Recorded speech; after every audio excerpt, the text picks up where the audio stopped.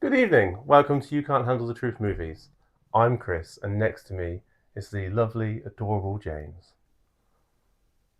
Have you said that because we're about to disagree? We're about to have an argument, and I know it. Yeah, well, we don't have to And have an tonight we're argument. going to review Hellfire. This is Stephen Lang, the guy from Sisu.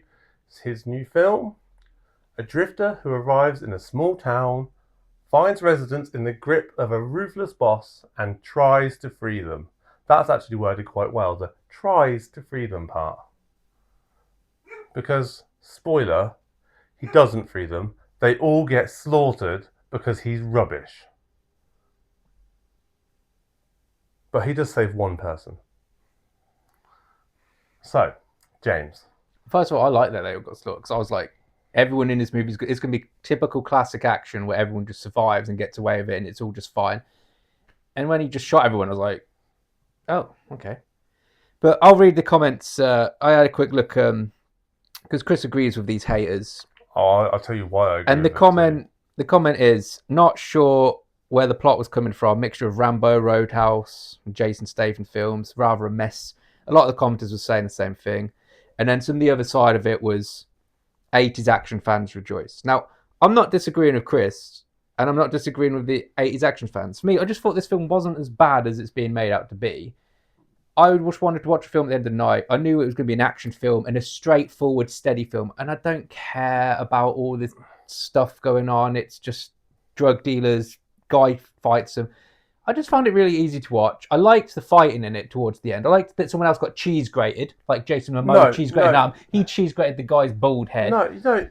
There's real fire in it. The car scenes got like real cars in it driving around. And yeah, it's a bit cheap. It's a bit rubbishy, but it was fine. That was my point. Okay.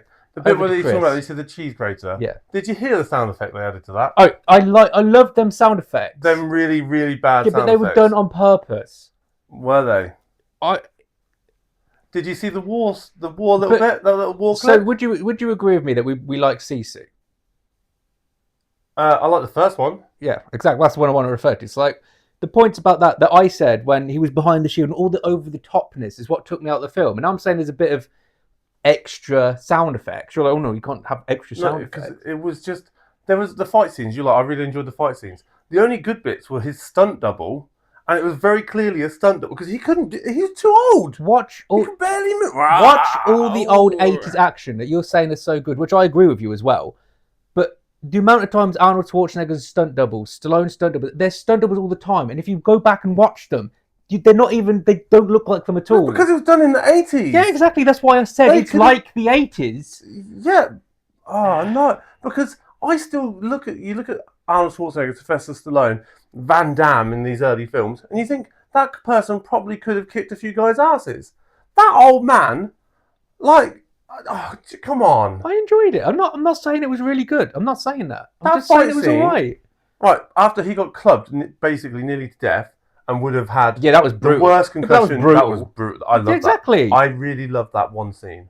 Okay. And then he gets up after he's watched everyone get slaughtered and just lying there, just watches them all die. Then he gets up and he's like, right, now I'm going to fight some people. And like the first person he kills fine, and then that big guy that he has that proper fight with. Yeah, I was wondering when he was going to do something because he was like the only one that looked like a threat, and he never did anything until the end. Yeah. How did that guy not handle that old man? Like because he knew his stuff. He didn't. He did. Look at the way he was fighting. Also, well, how did he win the fight then? With pure luck, no, apparently. He didn't. No, he didn't. And then there's a bit when he's got the guns. So he's picked up the guns. His mates just dropped them off for him. Brilliant. Because you can just smuggle a bag of guns across them. You actually probably can. Actually, that's not a bad point. And then he goes to the silo, and then he's got that shotgun out.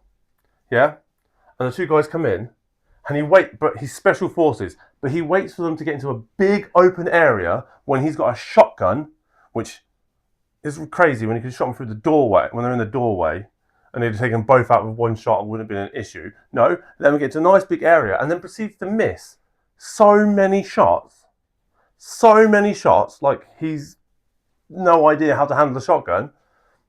Yeah? Mm-hmm. And then at one point on the stairwell, did he manage to shoot that guy, or did he miss in a stairwell about 10 feet away, the shotgun? Did he hit the wall right next to the guy?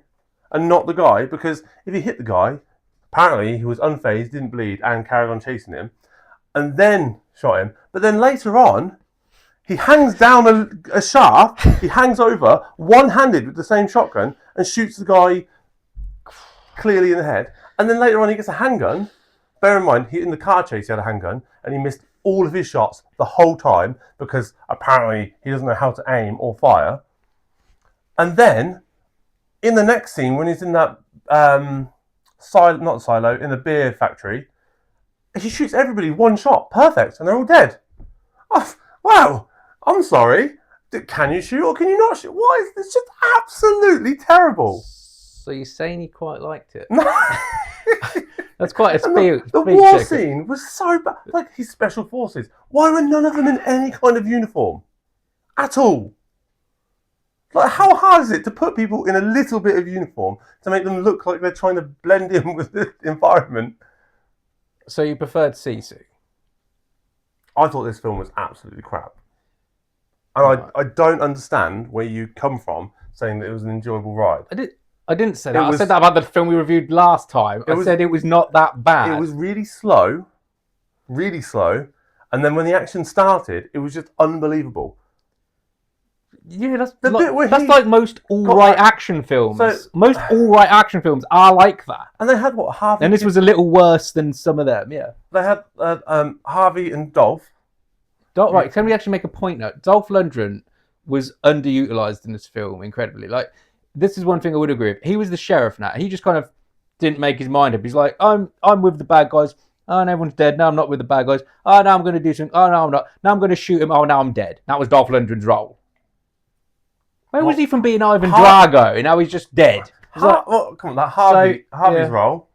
Bear in mind, they're like 74 and 85, so they're too old to be. And Chris is ageist in every review. I would just point that out as well. I don't discriminate against age or anything. I'm not discriminatory like Christopher is. It's the same thing as when I watch a 45, 50 kilo woman take on a 140 kilo bloke like he's nothing in a film. I go, yeah, I don't believe that. It's the same thing when I watch an old man who can barely stand hop over, almost like backflip over a railing with a rope that's round some guy that can actually fight's neck, and then kills him. Should we give it a score then, Chris? Because I think it's... Yeah. I'm going to be really generous. Okay. Because I don't want to upset James's feelings. It's not going to upset my feelings.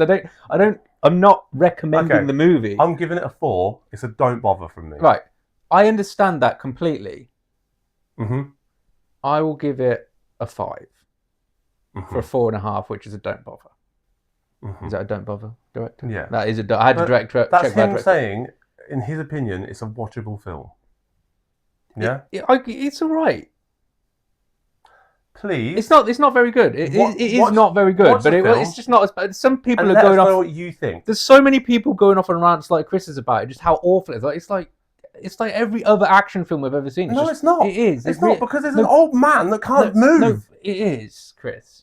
And the sound effects they're fine. They could be intended, but they don't work. They're not even. They were a bit silly. They're not even in sync properly. That's the worst bit. It's like Tom and Jerry. Like, just at least get it in sync with the movement. Yeah, look, I'm fine with it. Don't bother. I agree. I'd agree. I'm just saying. I just didn't get why the hate was there. That's all. But maybe I'm just a nicer person. And Dolph Lundgren should have had a shotgun, not a handgun. Dolph Lundgren should have done anything. Right, let's round it up. Okay.